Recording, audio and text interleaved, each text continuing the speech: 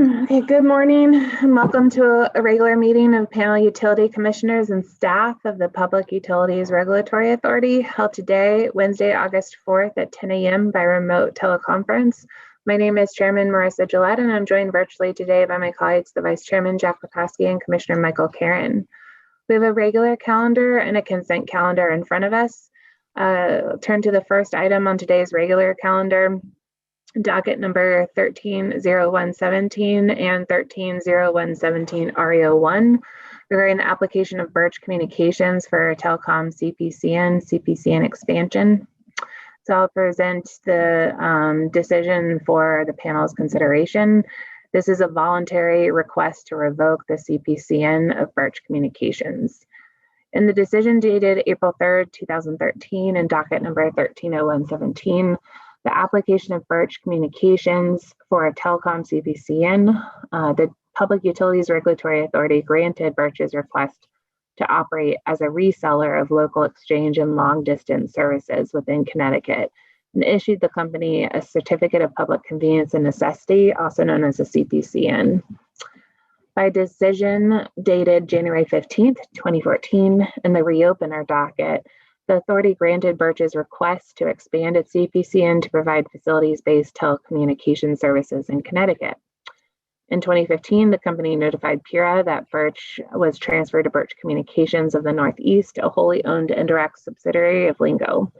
In 2018, the company informed PURA that it had changed its name to Lingo Communications of the Northeast. By letter dated July 30th, 2020, the company notified the authority of an internal reorganization and transfer of customers, whereby Connecticut customers of Lingo would be transitioned to its affiliate Matrix.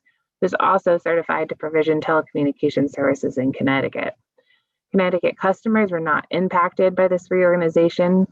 On December 10th, 2020, the company notified the authority that it had transitioned all of its customers and requested cancellation of its CPCN.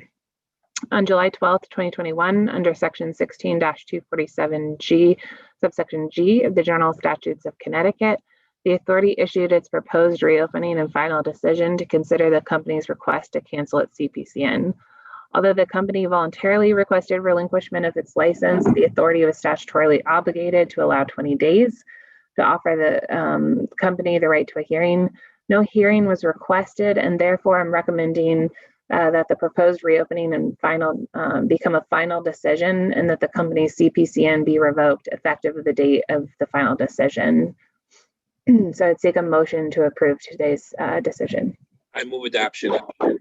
Second. Thank you. The item has been regularly moved and seconded. Seeing no questions or comments, can I please take the roll, Mr. Bounty? Chairman Gillette? Yes. Vice Chairman Pekoski? Yes. Commissioner Karen? Yes. Thank you. The item has been adopted. I'll turn to Commissioner Karen for the second item on today's agenda.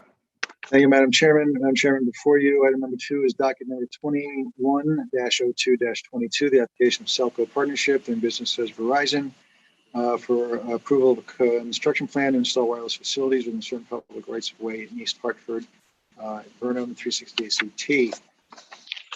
By application dated February 16th of this year, Selco Partnership requested that the authority provide approval of a construction plan to install small cell wireless telecommunications facilities on a utility pole within the public rights of way.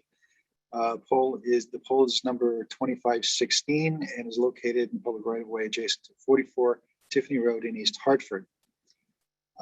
The authority announced that a hearing this matter would be held on April 30th, and we did hold a hearing by remote access.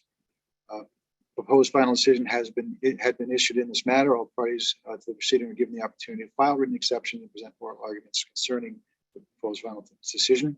Those parties were Selco Partnership, Mr. Edward Foster of 43 Tiffany Road, East Hartford, PURA's Office of Education, Outreach, and Enforcement, the Office of Consumer Counsel, the Department of Energy and Environmental Protection, and the town of East Hartford was recognized as an intervener in this process.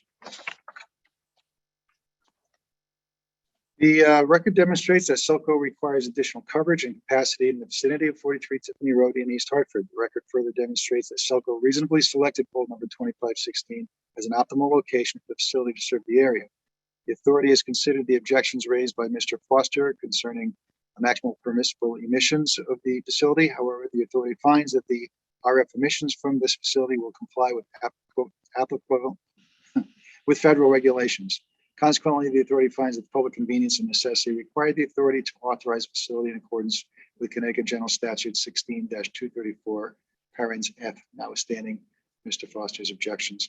With that, Madam Chairman, I would seek a motion to adopt 210222.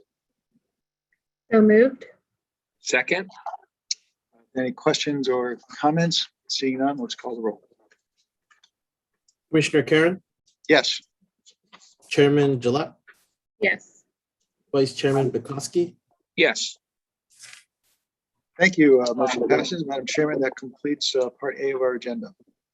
Thank you, Commissioner Karen. So we'll next turn to the consent calendar.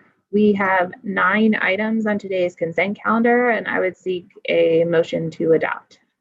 Madam Chairman, I move acceptance of today's consent calendar, items 1 through 9. Second, Madam Chairman. Thank you. The consent calendar has been regularly moved and seconded. Mr. Bumpin, can you please take the roll? Chairman Gillette, Yes.